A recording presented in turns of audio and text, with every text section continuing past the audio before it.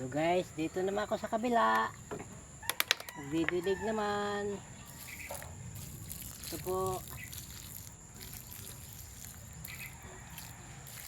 Papasalamat ako sa Panginoon nga ito. Binigyan ako ng trabaho, mag-garden. Ano guys, kung walang Diyos, walang magagabay sa atin. Siya po ang nagtuturo sa akin na ganito bagay, mag-garden. Siya po ang ating Panginoon na siya po ang makapangyarihan nagliligtas sa ating mga katawan, sa ating mga sakit.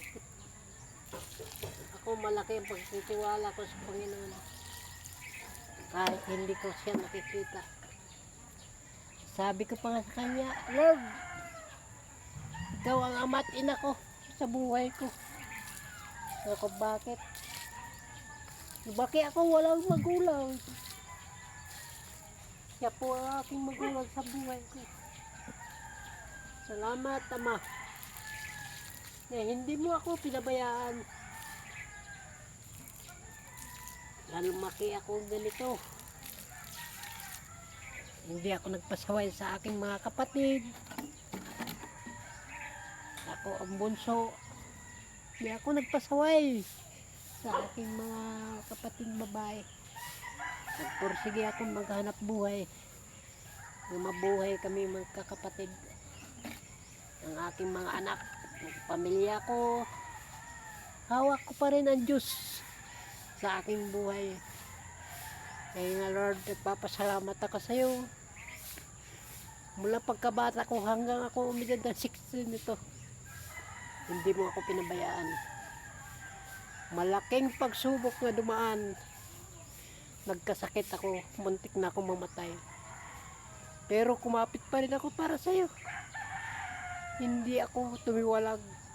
Naglingkod pa rin ako araw-araw para ako mabuhay.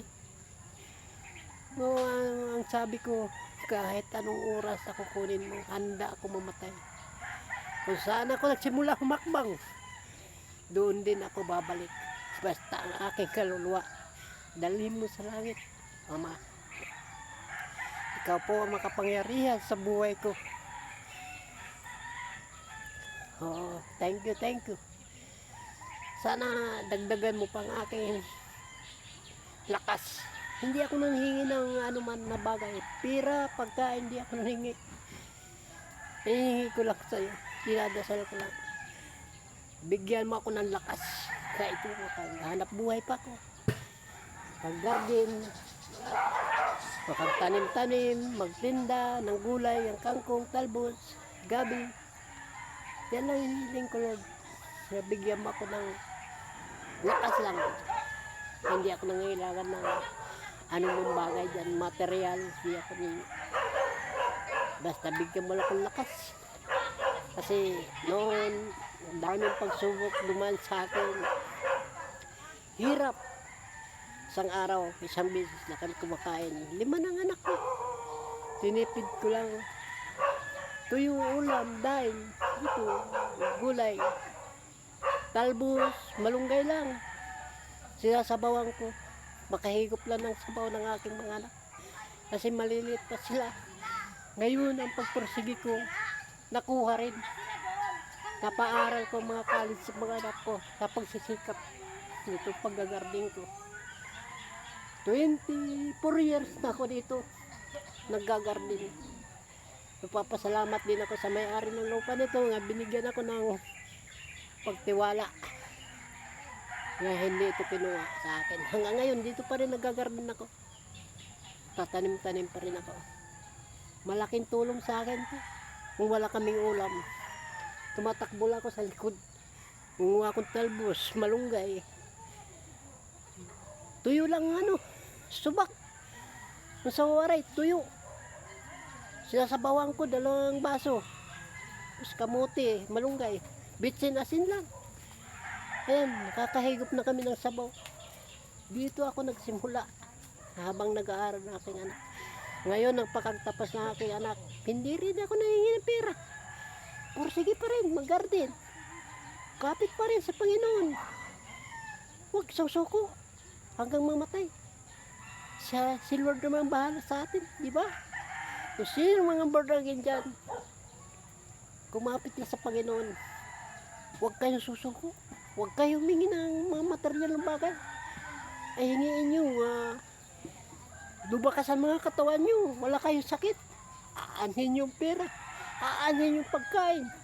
Kung kayo may makaramdaman, nasa ospital, may pera nga kayo. Nasa ospital kayo. Ang maganda mo, malakas ang katawan. Yan hingiin nyo sa Panginoon.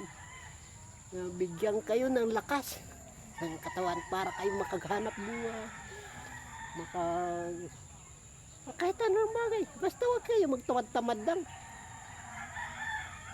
Araw-araw huwag kayo susuko. Tumawag sa Panginoon. Kahit saan kayo. Punong saging, magdasal kayo. Ako nga dito na. Sa garden. Magdadasal na ako. Punong saging. Nagdadasal na ako. Sa bahay. Kahit nagluluto ako. Salamat Lord. Araw-araw. Aga-hapon. Nagpapasalamat ako. Aga-hapon sa Kanya. Hindi ako sumusuko. Habang buhay pa ako.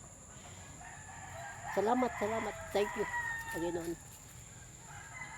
Sana ito lang hiling ko sa Panginoon na araw-araw lang lakas.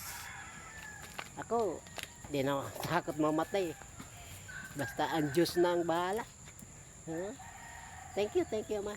Kung ako nakagsalita mga ganyan, siyempre ako, wala pagkabata. Naglilingkod na talaga sa Panginoon. Para sa akin nagturo, kundi sarili ko lang. Salamat. Thank you.